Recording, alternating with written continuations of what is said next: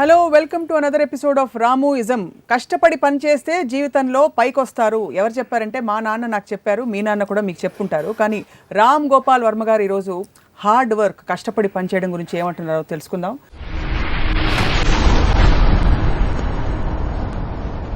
వర్మ గారు నమస్కారం, వెల్కమ్. మీరు ఇష్టపడి పైకి వచ్చారా, కష్టపడి పైకి వచ్చారా? కష్టపడితే పైకి వస్తారు అనేది అఫ్కోర్స్ నేను విన్నాను, మా చిన్నప్పటి నుంచి నాకు చెప్పారు. అది నా ఉద్దేశంలో కూలోళ్ళే కష్టపడతారు. సక్సెస్ఫుల్ అయిన వాళ్ళు ఎవ్వరు కూడా కష్టపడరు. వాళ్ళు తెలివితో వేరే వాళ్ళని కష్టపడిస్తారు.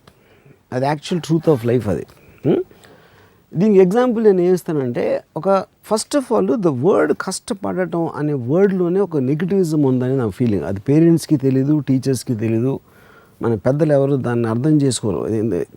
ఇప్పుడు నాకు ఫస్ట్ గుర్తుంది, పొద్దున్నే 5 గంటలు లేచి కష్టపడి చదివితే నీకు మంచి మార్కులు వస్తాయి అని మా తాతయ్య, మా నాన్నగారు, మా మదర్ చెప్పేవారు.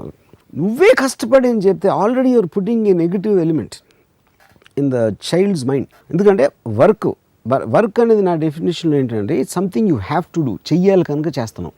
యూ వాంట్ టు డూ అంటే అప్పుడు అది ఇష్టం అవుతుంది. ఇందాక మీరు చెప్పింది కరెక్ట్. కష్టపడాలో డిఫరెన్స్ ఏంటంటే, ఇష్టపడనేది వాంటింగ్ టు డూ, కష్టపడనేది హ్యావింగ్ టు డూ. నువ్వు చేస్తేరా, నువ్వు బాగా కష్టపడి చదువుకుంటే నీకు సినిమా చూపిస్తానే అంటే, సినిమా అనేది ప్లెజరబుల్ ఎలిమెంటు, చదవటం అనేది ఒక నెగిటివ్ ఎలిమెంట్ అనేది మీరే ఫస్ట్ పెట్టేస్తున్నారు మైండ్లో.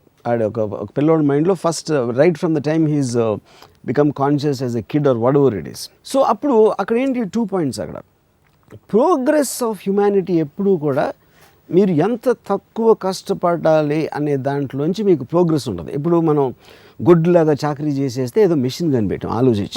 అవును. ఆ మెషిన్ కష్టపడే వాళ్ళందరినీ వాళ్ళకి ఫ్రీ చేసేసి వాళ్ళ పని అంతా అది చేసేస్తుంది.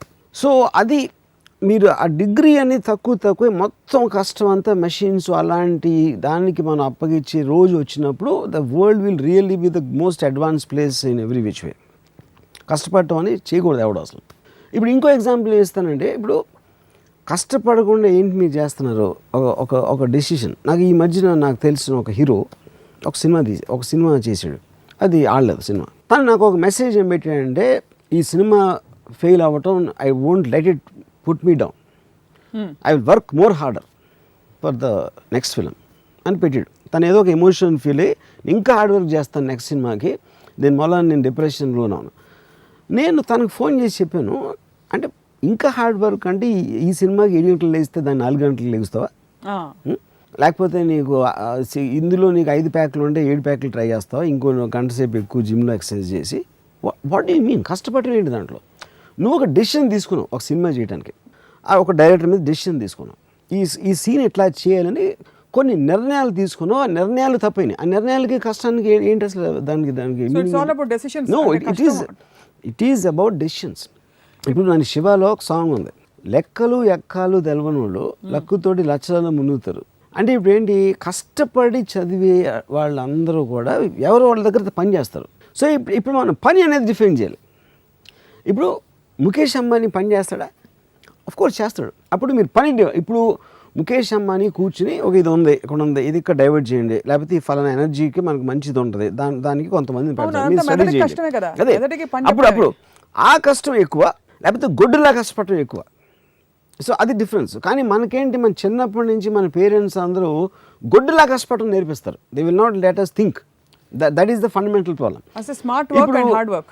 యా, ఐ మీన్ అది వర్క్ కాదు. ఇప్పుడు ఆయన ఎంజాయ్ చేస్తాడు, Mukesh Ambani will enjoy doing it. తను స్ట్రెస్ ఫీల్ అవ్వడు, ఎందుకంటే is making things grow.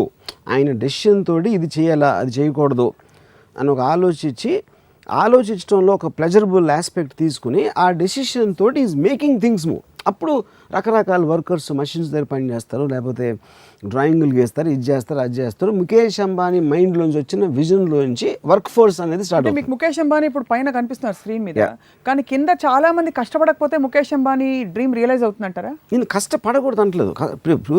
Point is not about, అంటే మీది అది మైండ్ సెట్ నేను చెప్పేది. కష్టం ఇప్పుడు ఫర్ ఎగ్జాంపుల్ ఇప్పుడు మా మదర్ కానీ మా గ్రాండ్ ఫాదర్ కానీ చదువుకోవటం అనేది ఒక ప్లెజరబుల్ థింగ్ లాగా నాకు చెప్పాను అనుకోండి, కష్టం అనే మాట తీసేసి. అంటే ఉదాహరణకి చెప్పండి.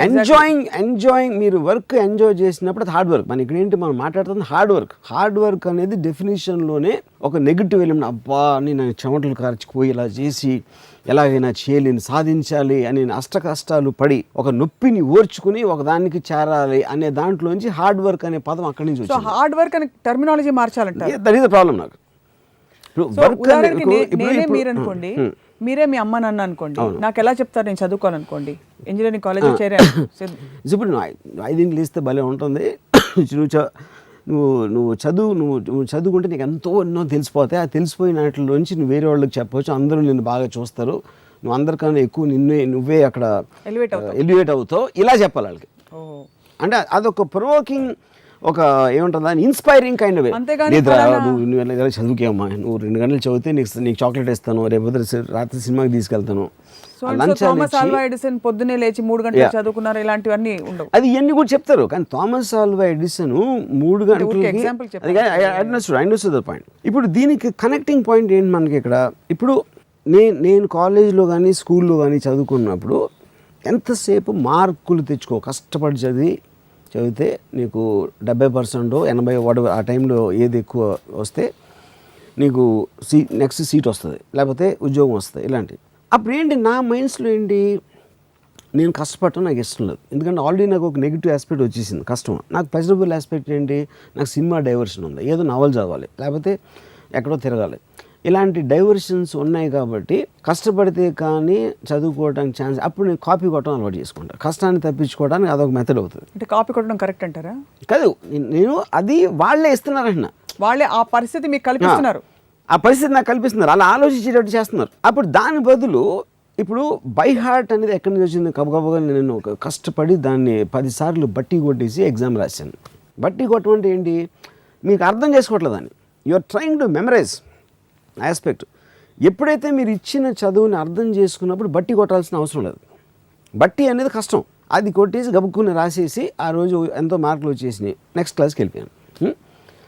దీని బదులు అసలు చదువు అనేది మార్కుల కోసం కాదు. చదువు అంటే ఎడ్యుకేషన్ అనే దాని meaning you to be educated. ఎందుకంటే నువ్వు మామూలుగా ఏమీ తెలియకుండా పుట్టి నీకు ఎంత నాలెడ్జ్ రావాలి, ఇంత ఇంటెలిజెన్స్, అనలిటికల్ పవర్ రావాలి అనేది ఉద్దేశం. కానీ మార్కులు అనేది సైడ్ ఎఫెక్ట్ అని చెప్పాలి పేరెంట్స్. అలా చెప్పకుండా పైగా నెత్తిని రుద్దుతారు 94.5. అది వాళ్ళు మార్కులు చెప్పి నువ్వు అంత కష్టపడిపోతే మార్కులు రావని, కష్టానికి దాని మెజర్మెంట్ మార్కులు చెప్తారు. So that is when you are first of all you putting a pressure. Already నువ్వు చాలా కష్టపడాలి. అంటే ఇందాక నుంచి మనం మాట్లాడుతున్నది in the context of student life మాట్లాడుతున్నాం ఎక్కువ. బికాస్ చదువు సేమ్ థింగ్ ఎక్స్టెండ్స్. ఎందుకంటే మనకి ప్రోగ్రామింగ్ అక్కడే స్టార్ట్ అవుతుంది కదా. మనకి టోటల్గా ఫస్ట్ టైము కష్టం అనే వర్డ్ మనం చిన్నప్పుడే వింటాం. చిన్నప్పుడు ఎలాగో మనకి పని చెప్పరు కాబట్టి చదువుకోవడం అనేది దాంట్లోనే కష్టం అనే వర్డ్ వస్తుంది. ఫస్ట్ టైం మన ఒపీనియన్స్ ఫామ్ అయ్యే వయసులో వచ్చేది చదువుకి రిలేటెడ్ ఉంటుంది కష్టం. మీరు పెద్ద అయిన తర్వాత మీకు పని, మీరు ఉద్యోగం, లేకపోతే మీరు చేసే మెకానిక్ పను, ఈ పను, కూలి పను, ఏదో పని, వడవర్ పని, దాంట్లోంచి సెకండ్ డిగ్రీ ఆఫ్ కష్టం వస్తుంది. గుడ్డులో కష్టపడతాం. మా మదర్ కూడా అంటున్నాను, రాము కష్టపడినంత అసలు ఎవ్వడు పడడు. కష్టపడడం అనేది విజయానికి, ప్రపంచంలో మనుగడ సాగించడానికి, ఫర్ ఎగ్జిస్టెన్స్, ఫర్ సర్వైవల్ ముడిపెట్టారు.